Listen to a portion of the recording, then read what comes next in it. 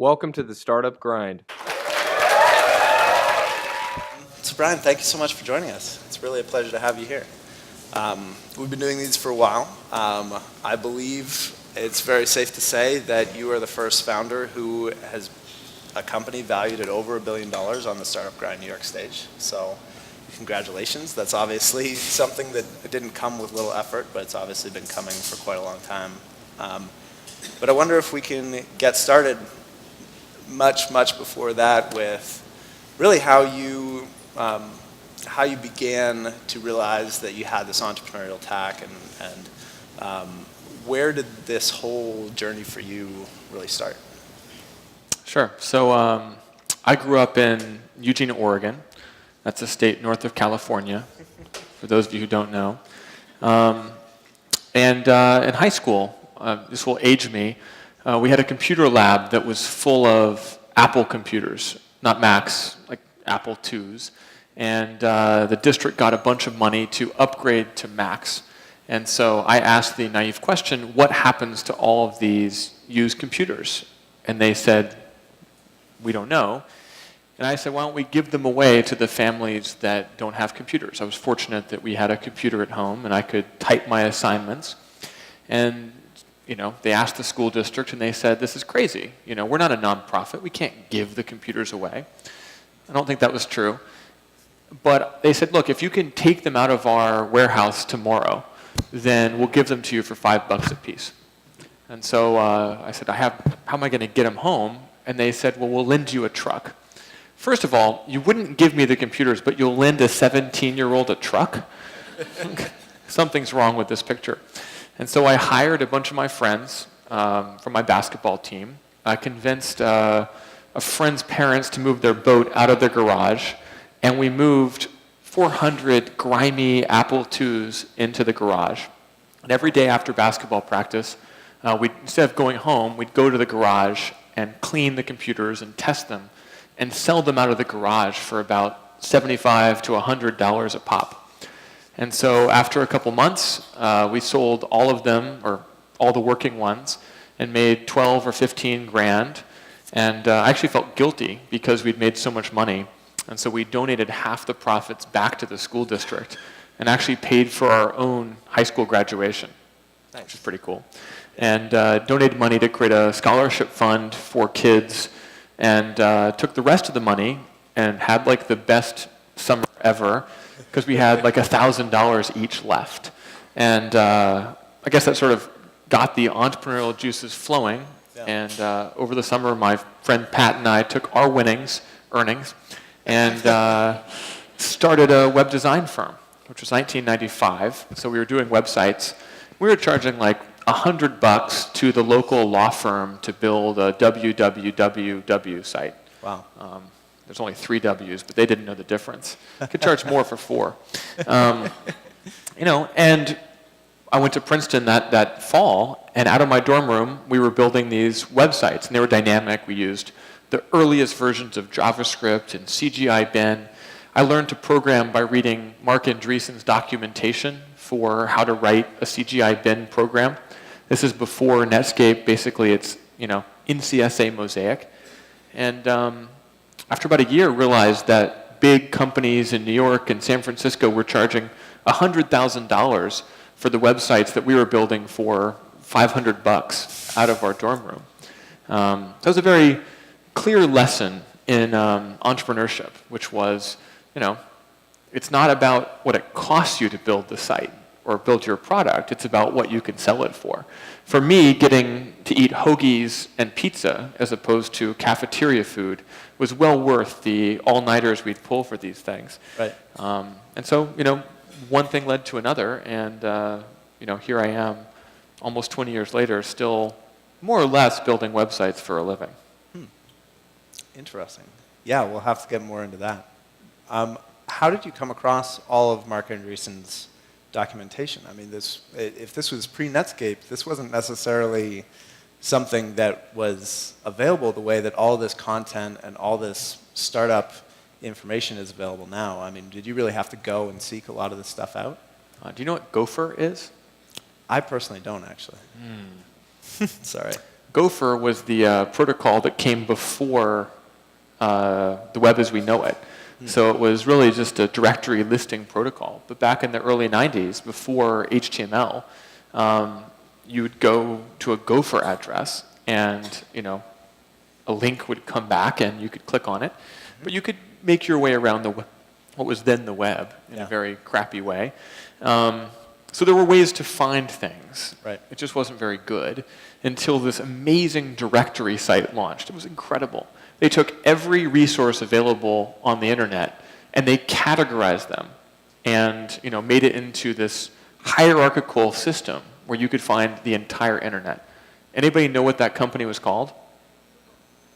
Not Google. It was pre-Google. Yahoo. Good. That was Yahoo. Gray screen, blue links. Literally, that was entire Yahoo. And some would argue, that's the future of Yahoo as well. In the middle, a bunch of Asian properties. But I think, for me, the highlight of my early career was that at one point on Netscape's homepage, this was a big deal, they listed all of the most innovative companies on the internet. And it was like Apple, HP, IBM, Innovative Computer Enterprises, ICE, which was the name of our little college dorm room web design firm. Because we were one of the very first companies to adopt this, frames, or something that was quickly obsolete.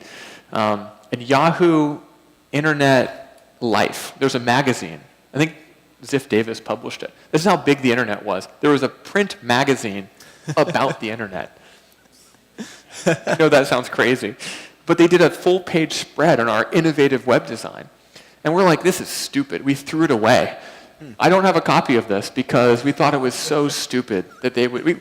if they would write a story about us, it must be a joke.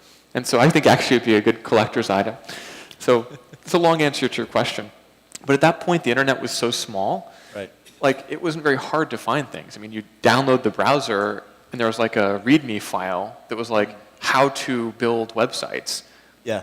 It's HTML, head, body, no tables. That was before tables. There were 7 tags. Yeah. So it's pretty easy. Right. And so... Image. So you realized that you could be charging a lot more money for these websites that you were building. Well, no, other people could charge more money. Okay. Right? Other people were charging more money. Right. We couldn't charge more money. Okay. I mean, hi, this is Brian. I'm a sophomore at Princeton, and I'd like to build your website. Shut up, kid.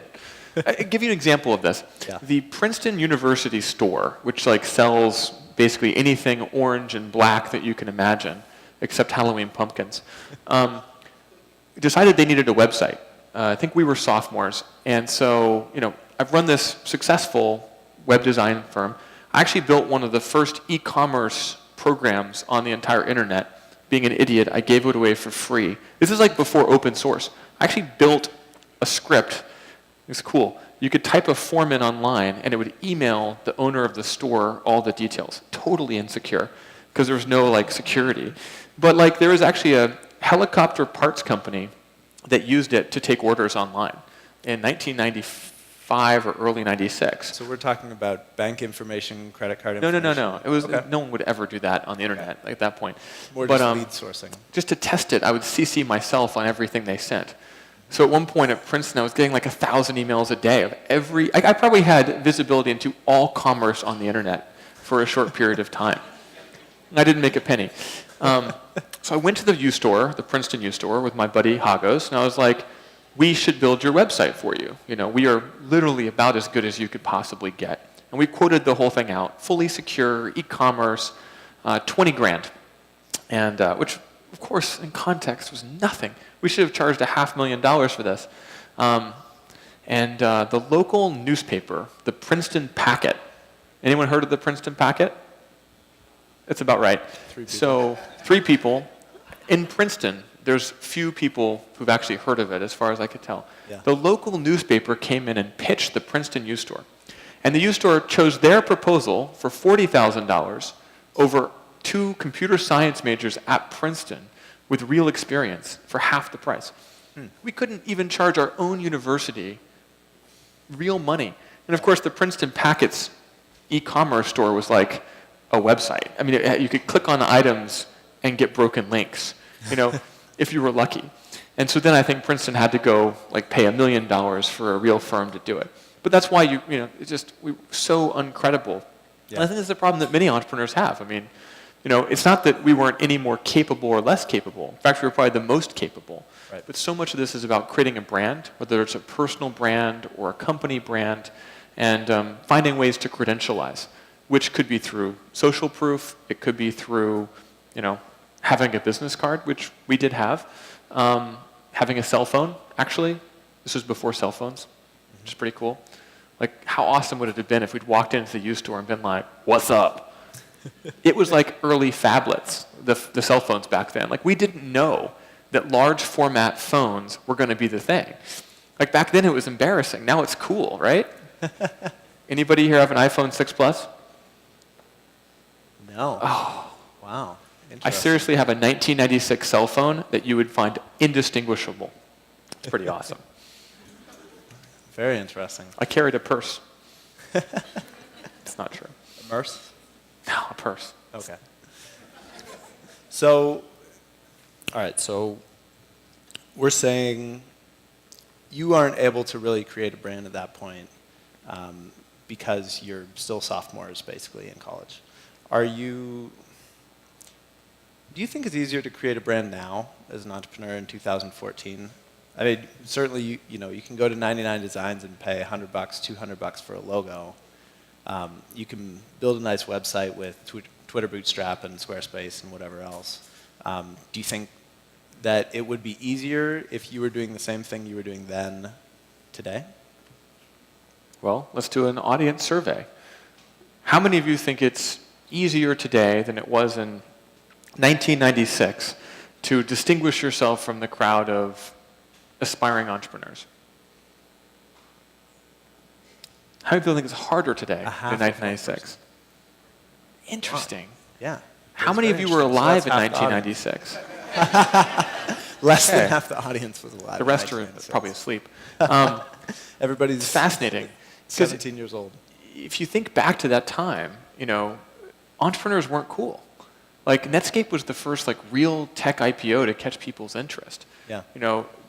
I was at Princeton from 97 to 2001. Like, in New York, there was a big Silicon Alley boom. DoubleClick had the big billboard. It was like, welcome to Silicon Alley. That was cool. I used to come up on the train from Princeton and come to events like this with a bunch of aspiring entrepreneurs. It was very, very similar, actually, in a lot of ways. But then in 2001, it completely disappeared. So I was nobody in 1996. And if I'd been at this room, any of you could be me, 18 years ago. There's no way to know whether I or the other 90 people in that room drinking beer were going to be the, successful entrepreneurs. I don't know. I think it's a very difficult thing to get credibility. I mean, the best way to raise money for your startup is to have just sold your startup for hundreds of millions of dollars. It's my personal recommendation to you. So if you have a choice, that's the easiest possible way. Is that helpful advice? So you're at a point where you're building websites. You realize other people are able to charge a lot more money. Do you keep working on that company? Do you keep trying to build that out and establish more credibility? My co-founder quit. I wasn't even co-founder. They didn't talk about co-founders back then. He was like my business partner, AKA friend. The internet was starting to get big, and he got poached away by a company that was going to pay him real money. The problem with making websites for $500 a pop is that once you pay for pizza and hoagies and Photoshop and all the other gear, you don't make much. And so he got a real job with a internet company in Eugene, Oregon, and left me. So I can't remember why, but I remember what happened. The reason we went out of business was also because we couldn't figure out why we kept losing deals. So every time we'd pitch a deal, they'd find someone else who was $50 cheaper, which is driving us crazy. How can this happen? We found out that the ISP we used in Eugene, Oregon was reading our email. And by ISP, I mean like the guy who ran it. Like it wasn't like these were big shops. We're not talking AOL. We're talking like Rio.com. I don't know why it was called Rio. And they were like literally reading our email and looking at all the deals we'd pitch and then just pitching them, saying, hey, how about for $450? So I got really angry, and I said, we're going to build a secure email program that people can't read our email. By the way, we would be like billionaires if we had done this. Like I would not be sitting here with you. I would be on my... This is pre-Hotmail, right? Obviously. Pre-everything. I mean, 1996 was early. And so there's this guy in my computer science class at Princeton who was like totally insane. Like he was the most brilliant programmer I've ever met in my life. He'd walk around singing opera songs, and he would refuse to turn in any assignment if he couldn't write it in at least 7 languages. I'm not kidding. We had to write Battleship one time, and he had a HyperCard application that called a custom artificial intelligence language that he wrote that would then call like a JavaScript embedded function before JavaScript. It was the most convoluted Rube Goldberg thing, to play Battleship. He was really pissed off because my like simple Battleship program could draw him every time. It was like, my HyperCard interpreter, there must be something wrong with it. So I convinced him that we should spend the summer building a secure email program. Yeah. And we didn't have any money. So I started trolling online news groups before that was sketchy, looking for software contracts. And a guy in Florida, sight unseen, said, if you can build me a teleprompter app, I'll give you 20 grand. So teleprompters, as you know, are the little scrolling text things that sit under TV screens. And I guess that he sold the actual teleprompter gear, but he had to pay $4,000 to license the software that just literally scrolled text for the newsreader. And all it had to do was this. You had to type in the text, scroll it, and a mouse would slow it down or speed it up. That was the software project. I was like, for 20 grand, that's a home run. But we didn't have anywhere to live for the summer, so I agreed to spend the summer in northern New Jersey, living in Ed's basement, her parents' basement, which at the time seemed like a good idea. And so in the middle of nowhere, New Jersey, his mom was this amazing Polish woman who would cook for us. I put on like 20 pounds that summer. The only problem was that convincing Ed to build a simple teleprompter application was functionally impossible. All it had to do was scroll. He's like, okay, we'll make it do all kinds of cool fonts. It's got to do it in color. Check this out. I can scroll live video. I'm like, I don't think the newscaster cares about scrolling live video. He's like, oh, check out this cool function I wrote. I don't want to see the function. I just want it to frickin' scroll. And because my best friend's name was Hagos, I got to name the product. I called it the Hierarchical Automated Guide Optimized Scroller, which is Hagos. And I filed a trademark on it. So the one accomplishment of the summer was that when I got back to school, I was like, I'm sorry, I trademarked your name. And every time you write it down, you owe me a nickel. So that business model has not served me well. No? I'm still trying to collect. Did you just stop writing his name? Or no, he was actually invoices? really pissed off. He was really angry with me. Yeah? Like our friendship has had a lot of ups and downs, but that was definitely one of the moments where he's like, we can't have a relationship anymore. I'm done with you. It still happens to this day, actually. The point of the story is, so halfway through the summer, we finish this teleprompter, which is now the best teleprompter application ever, probably to this day. No one's ever built a teleprompter with more features on contract for someone else. And so I drive down to Florida, and I hand it off to this guy who I've never met. And he says, oh, thank you, this is great. Oh, he's been paying us like $2,000 a month. And he's like, let me show you something cool on my computer. And he starts trying to show me child porn on his computer. Whoa. And I run out of the hotel room, and I zoom away and never saw him again. And when I got back to Princeton, I got called into it wasn't the principal's office, but it felt like it. And there was a lawsuit from this guy claiming that Princeton had violated its nonprofit status by me signing up to build this contract software. And so they expelled me from Princeton.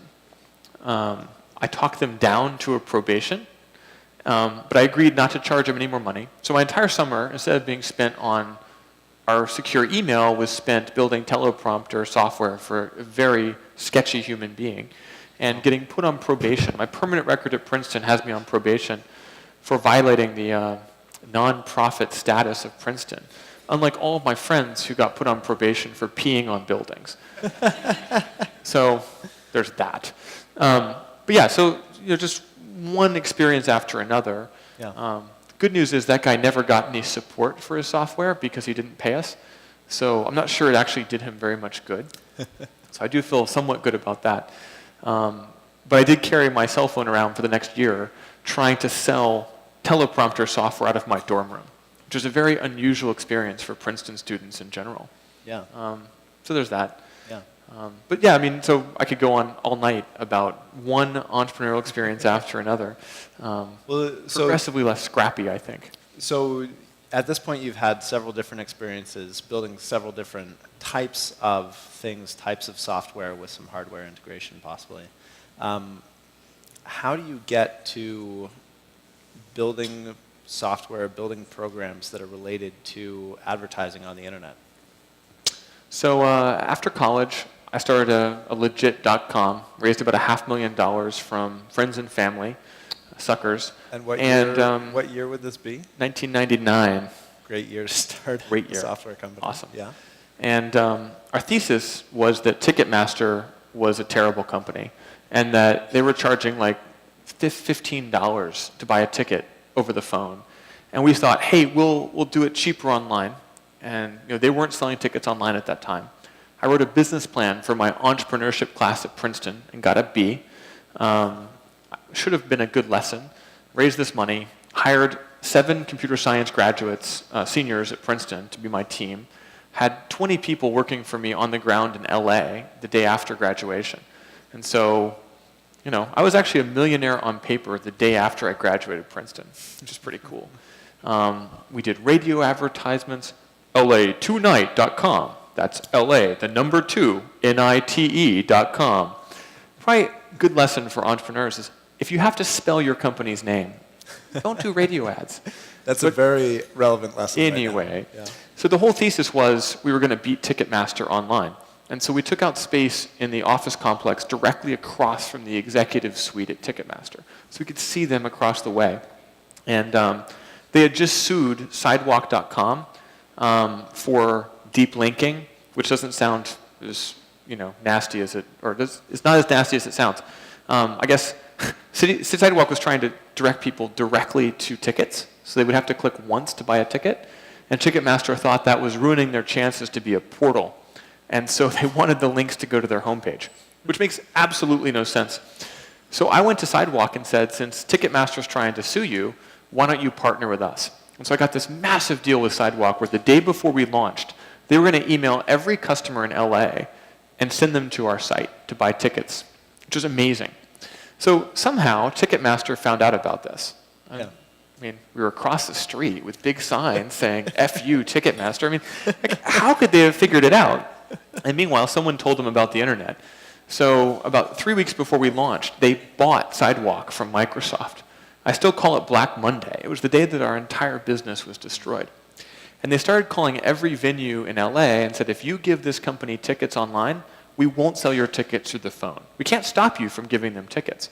At this point, like 2 people in Los Angeles are online. Right. And so all of a sudden we have no tickets and thus no revenue model. And yet we're running like hundreds of thousands of dollars of radio commercials. We sponsored the Weenie Roast, which is this massive concert with Metallica and these big acts handing out T-shirts. I mean, it was an awesome marketing campaign with nothing to sell. And I started getting desperate, and a week before we launched, I gave away a car. We actually gave a car away on the radio for our site. We generated maybe 1,000 hits on our first day. So it was the most expensive car I've ever given away, and the only one. But needless to say, this startup was not going well. I will say there's one cool thing. We had our launch party in the courtyard underneath our office in Ticketmaster's, and Kiefer Sutherland showed up. So that was cool. At this time, Kiefer Sutherland was like a C-list soap opera actor. This is before he was at all famous. And his half-brother went to Princeton with us. So he showed up, and we're just like, whatever, Kiefer. Like, who are you? You know? And now it sounds pretty cool that Kiefer Sutherland came. So that was like the only accomplishment, you know, that can now sound cooler, like so much cooler now than it actually was then. So at the end of July, graduated June 1st, 2 months later, we're out of money. And so I fly to New York. There's a company here called Club Planet. And they were sort of the LA Tonight of New York. And I went to their offices and said, look, we're doing what you're doing. We've built this amazing e-commerce platform. You know, we've got this great marketing. Why don't we merge? And, you know, we'll be the best, you know, ticketing venue site thing in the world. And they said yes. They offered us $3 or $4 million to buy our company. And so I flew to one of our investors, raised another 200 grand, landed back in LA, and I said, guys, I've saved our company. I've just sold it for $4 million. You know, we're all going to be, you know, basically millionaires 2 months after graduation. This is so cool. And my friend Hagos finally got revenge. He was one of my co-founders, and he and the other co-founder said, I can't believe you've given up on our vision. I said, guys, we have no possibility of making money. Ticketmaster destroyed us, and we have 200 grand left to like wind the business down. And they said, but pets.com is worth $1 billion. MP3.com is worth $3 billion. What did those guys have that we don't? They don't have business models, you know? And the truth was, like, we all got to walk around LA like kings. I mean, like being an internet entrepreneur in 1999 was kind of like being an internet entrepreneur in 2014. Like people were like, come to hear you speak, you know? Right. Like, very naive. And, you know, so they're like, if we sell the company, then we're just employees. We didn't start this company to be employees of somebody else. I was like, guys, it's $1 million each. We're 21 years old. You know, we have no hope. And they said, Brian, we can't believe this. And they fired me. So I got fired by my best friend and was unemployed. Didn't have any equity left in the company. My parents and family who'd invested were screwed. And so I got to go live on my dad's couch. So 2 months after graduation, I went from being a paper millionaire to being on my dad's couch. And to answer your question, one of the advisors of our company was a guy from Princeton who had a consulting company that did real-time personalized marketing. Yeah. And so from my dad's couch, I emailed all these people who are our advisors and my mentors. He said, well, you know, why don't you come work for me? I'll teach you everything I know about starting a company, managing people. He was at Accenture, or at that time Anderson Consulting, and he was like, I'll teach you how to manage people and manage projects.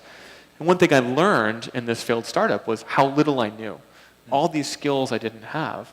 And so it was an incredible opportunity in a very short time to learn what my weaknesses were as a leader and as a manager, and to, you know, fortunately have someone who was willing to offer to teach me those things. Right. And this is still just months after graduating. Yeah, so I think October 1st or something, when all the rest of my classmates were coming back from their summer trips to like Greece, you know, and taking their cushy jobs in banking and consulting, you know, I was living on a futon in Hoboken, proud to say that, and learning how to be a world-class consultant. And it happened to be that the domain was real-time personalization, which is effectively real-time marketing.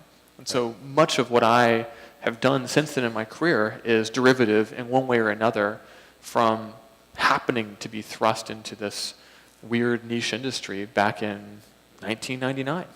Right. Very interesting.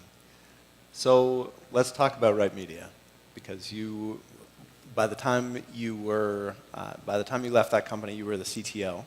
I'm sure there's a lot more to say than just I was the CTO of Right Media. I wonder if you could start, because I'm not sure everybody in the audience really has a good understanding of really the technology behind Right Media or the technology behind AppNexus. I wonder if you could spend a minute or two just kind of delving into how this whole world of real-time bidding and real-time online advertising really bloomed and developed, and how Right Media and then eventually AppNexus are a part of that. Yeah, so when I joined Right Media, I was an entrepreneur in a complete desert. There was no entrepreneurship in New York in 2003. There was nothing like this meeting, There was nothing happening. If you wanted to go to every startup meeting in New York, I think you would have a hard time finding a single event to go to at that point. There was nothing. New York was cleaned out after the dot-com crash, and even the big companies like DoubleClick had laid off thousands of people, and everyone had gone back to their real jobs and real lives. And so as an entrepreneur, I'd been doing some other stuff, but I got an email from a guy named Matt Phillips, who was a Princeton alumnus, who I didn't know. He said he was looking for a CTO for a startup in advertising, and so I went, put on my suit, and I came into the city, and I met him, and said, I'd like to be your CTO. And he said, dude, you're way overqualified. And I said, what do you mean? I haven't told you anything. He's like, you're wearing a suit. So I said, okay. And so he's like, we don't need you. We need like some web geek. Can you, but you seem really smart. Why don't you interview the company down the hall? This is actually over on 23rd and 5th, right across from the Flatiron building. They were subletting from another company, which was then called Poindexter Systems, and is now X+1 or Rocket Fuel, I guess. So it was this like sort of last legs of this .com advertising startup. So out of money that they were barely making payroll. And so they hired me to be a programmer. And over the course of the next few months, I got to know the Right Media founders. And it's like 3 guys in a closet. I mean, this wasn't much of a startup. But we became friends, and I convinced them to hire me as the CTO of the company. So I quit my job on this half of the office and went to the other half. And then Poindexter kicked them out for hiring me away, even though they had referred me in the first place. And so they had to get new office space because of me. What was cool about this was that because there was nothing going on, there was no innovation in advertising. Advertising was so far behind online at this point that in a very short period of time, like 6 months, I was able to build a ad serving platform for them and since I didn't know anything, I built it with all these new crazy ideas. Like one of their challenges was, how do you make sure that the right advertiser gets to serve the right ad? So if you have 2 campaigns, one that's a CPC campaign, and is paying 20 cents a click, and somebody else will pay 50 cents per 1,000 ads, which ad do you choose to run? Anybody know which one you choose? 20 cents per click or 50 cents per 1,000 ads? 50 cents? Yeah, in the back. Cost per CPC? click, CPC. Anybody else? Who thinks CPC? Who thinks CPM? Not a lot of votes. Who thinks it's a trick question? Hey, it's a trick question. You can't tell because it depends on how likely it is that the user will click.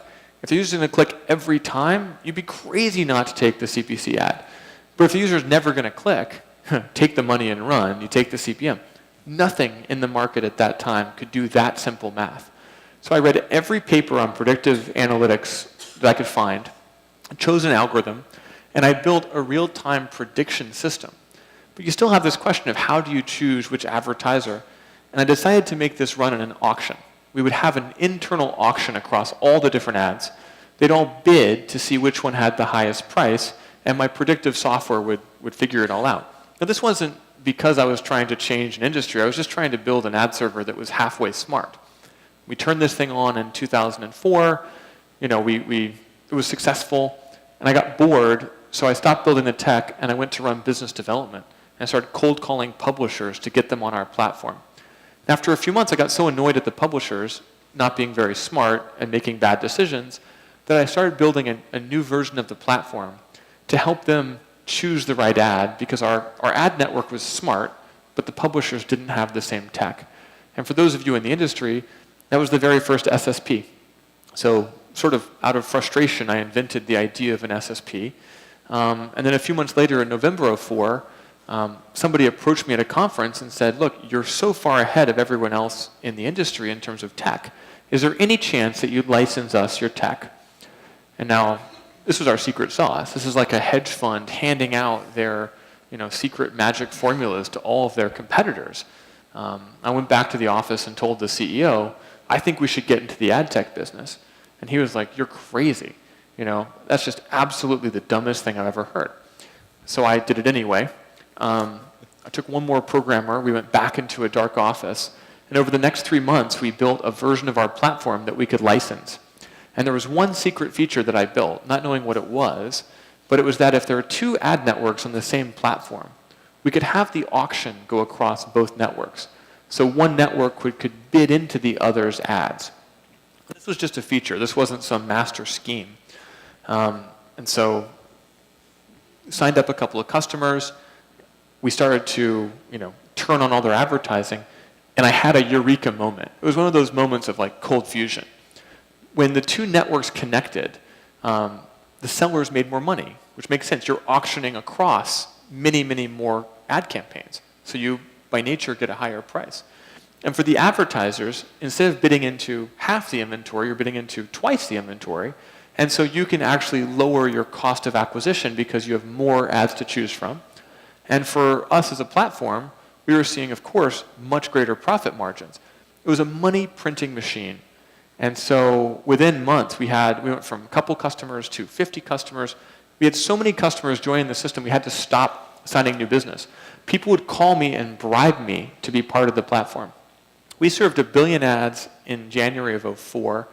We served 35 billion ads in January of 2005 and 100 billion in January of 2006.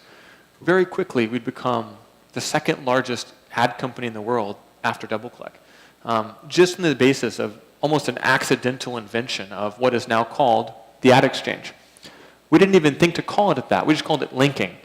I filed patents on that. If you Google patent me, you'll find all these really funny patents where I actually patent the data exchange, the ad exchange, real-time bidding, all this stuff by accident. It's not actually called that. It's called things like network linking, and price prediction and all this stuff. So we stumbled upon the foundation of programmatic advertising. And I convinced Yahoo to try the platform, and they eventually signed a big deal to use this to power almost all the advertising across all of Yahoo. And this is at a time when Yahoo was 12% of all internet content. This is in September of 2006. And at the same time, they invested $40 million into the company. So I think we were perhaps the most valuable startup in New York at that time, certainly the most innovative and important, but that was such a low bar. No one was doing anything. Yeah. And in July of 2007, Yahoo bought the company for $850 million, all basically based on this accidental invention. And more importantly, our ability to execute upon it. So if we'd invented it and not capitalized on it, we wouldn't be sitting here. The minor detail of this process is that I might have mentioned that the CEO was not so pleased with my invention and my decision to change direction with the company without his explicit permission. And so I think for most of 2005, he was kind of like, wow, this is awesome. He actually bought me a Rolex at one point and gave me some more equity. But by 2006, we were starting to have some tension because we ran this company together, but the majority of the people worked for me. And the growth engine for the company and what we were famous for was this thing that I was running myself. And so, he started to get, I think, threatened to some extent by me. And people around the industry were talking about Right Media and Brian O'Kelly. And, we stopped having that finish each other's sentences vibe. And so in April of 2007, before the acquisition, he fired me. Now, I will tell you, I completely deserved it. I went into a staff meeting with like 20 executives. We didn't have executives, 20 kids. And I said, this is crazy. I should be the CEO of this company. So I think he fired me for pretty good reason. I was really bratty and insubordinate. I was also working 24 hours a day and flying around the world and hadn't slept in 4 years. And I don't mean to make excuses. But it's a really interesting story of how this incredible startup story I can tell you is, wow, nothing ever went wrong. It was easy. But what was actually happening was incredible tension between founders of a company that was going in a direction none of us had planned. We weren't a traditional venture-backed startup. We were a bunch of scrappy New York entrepreneurs who, had started the company with $250,000. We had less money to start that company than I did to do my failed.com out of Princeton. We were operating on a shoestring. At one point, I think I had $100,000 of credit card debt just to buy servers. None of us had any money whatsoever. And so we're also all like in our 20s. I mean, the average age of the company was probably 25. We hired, 140 people in 2006 with no onboarding, no human resources, nothing. Like it was just like, welcome, sit. Why aren't you productive? I had 19 direct reports. I was also managing a 60-person outsourced consulting firm in Russia. I ran sales, business development, product, technical operations, engineering, and international myself. It was a broken company on almost any measure other than growth of ad impressions. And so it's an interesting tale of two companies, right? If I tell you the story of the management chaos and the number of people hooking up with other people downstairs at Dewey's, including like executives, like it was a really ugly, broken, terrible startup. And if Yahoo hadn't bought us, I think this would have been one of those like great movies of like dot-com busts. But it's sort of a happy ending because they bought us. For me personally, it wasn't a very happy ending because I got fired. And for the next year, the CEO of the company went around telling everyone that he invented the ad exchange. They hired my thesis advisor from Princeton as the CTO when I left. And he was walking around Silicon Valley signing consulting deals, telling people that he had invented the ad exchange. Which is pretty screwed up. Yeah. Actually, Microsoft hired him as a consultant recently. And I was like, seriously? Like, can someone please take it off his resume? There is an honor code at Princeton, people. Now, what about those patents that you filed? Oh, yeah, they have my name on them. Yeah. Who searches patents? So this was, emotional for me. This was my baby. This was a company I'd built, a company where I'd spent every waking hour for 4 years. And so the day that I officially had my last day, I took 6 weeks off. I went to Cuba. I went to Morocco. I started taking yoga classes. I went into therapy. I'm not sure which of those had the most impact. And then I started AppNexus. And AppNexus was, for all intents and purposes, a precision-guided missile to destroy Right Media. And the day my non-compete and no hire ended, I hired back my entire team from Yahoo. And we launched, effectively, Right Media 2.0. 6 months later, we were the first company to launch real-time bidding, which is like the advanced version of the ad exchange. So we beat Yahoo to market. We beat Google to market. eBay was our first customer. And over the next 3 years, through many toils and travails and everything else, we took every single customer from Right Media, like every one of them. And in 2010, Microsoft chose us as their ad platform, invested $50 million in the company, and it's been a complete rocket ship. I learned so many lessons from Right Media that we haven't repeated. AppNexus is an extraordinary company with a great culture, with a world-class executive team. I hired the guy who started the DoubleClick ad exchange as our president, Michael Rubenstein, and he's been absolutely amazing. We've implemented strategic planning processes. We have culture, we have values, we have a mission. We have, as far as I know, very few hookups happening and very little drinking at Dewey's, although I can't say that I've gone to check it out.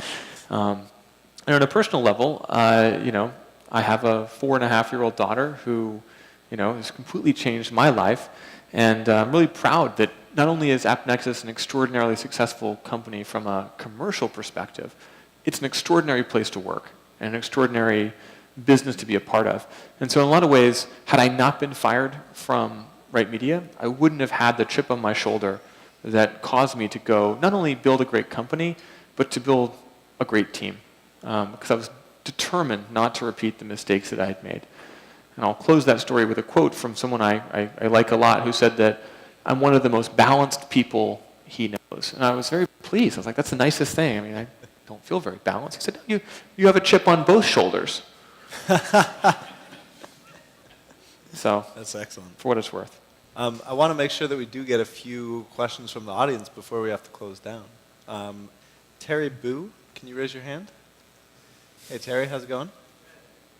Terry has an interesting question that really continues where we're already headed, which is what do you foresee for the future of web platforms, mobile application, and tech entrepreneurship in general? That is a heck of a broad question. Mobile The platforms. future of web platforms, mobile applications, and tech entrepreneurship in general. Mobile platforms, bigger and bigger. Phablets will turn to tablets. Tablets will turn to laptops. They'll start building keyboards into the phablets. Pretty soon you'll have a tablet that you can put on your desk permanently. They'll be called a desktop. I mean, I think it's going to be amazing. That's the future of the mobile app, as far as I know. I think in terms of, what was it, internet web technologies? And tech entrepreneurship in general. I'm sorry for being silly. You don't necessarily have to answer that. I think we're in the middle of a renaissance of entrepreneurship in general, post the dot-com crash. I think we have to be concerned. It's not that it's a bubble or not a bubble. I know there's this current debate, because that sounds like it's about valuation. I think there's a more important question about how society sees entrepreneurs, which is we're in a moment when if you say you're an entrepreneur, people are impressed. They're like, wow, that's so cool. Like, I can't believe you do that. And there's days I feel proud of what I do. I also think that we may be in a bubble of how we feel about entrepreneurship. There's millions of small businesses started every year in the United States. Not all of them are venture-backed. Not all of them are, changing the world with social commerce and marketplaces and this and that. Something like 80% of the economy is driven by small businesses. Yeah, so I couldn't be more proud to be an entrepreneur. I couldn't be more proud of all of you for wanting to be entrepreneurs. That's why I'm here, is to encourage people to start businesses and to innovate and to do things and to take risks. But I think inevitably there's a Hegelian dynamic to this, right? It's like, entrepreneurs are amazing, entrepreneurs are horrible, and we'll get back to some sort of synthesis where it's like entrepreneurs are a part of a dynamic ecosystem of, our economy and our society. And I think we're probably going to see the pendulum swing a bit. The 99% movement to some extent. I mean, the 1%, let's be realistic, a lot of those people are entrepreneurs, and they've found ways. I mean, look, anyone here work for a hedge fund? Thank you. You don't hear that a lot. But it's the best business model ever. Completely opaque and illiquid.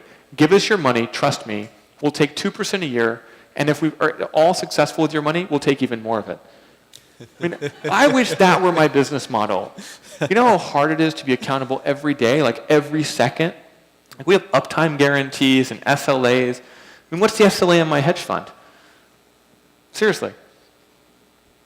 I'm not picking on you. But I think that's the point. Like, Dan Loeb's a genius. I mean, come on. We're a society. Americans are entrepreneurs. So my personal 2 cents is more entrepreneurship good, but we shouldn't expect that we'll be revered the way we are today at all times in our cultural history. So speaking of being accountable on a daily basis, there's been some speculation that AppNexus could IPO in the next few years. You've certainly gone on record in saying that that's probably not going to happen anytime in the immediate future. Do you think that's something that you're eventually going to get to? I hope Is to. that a place you want to be?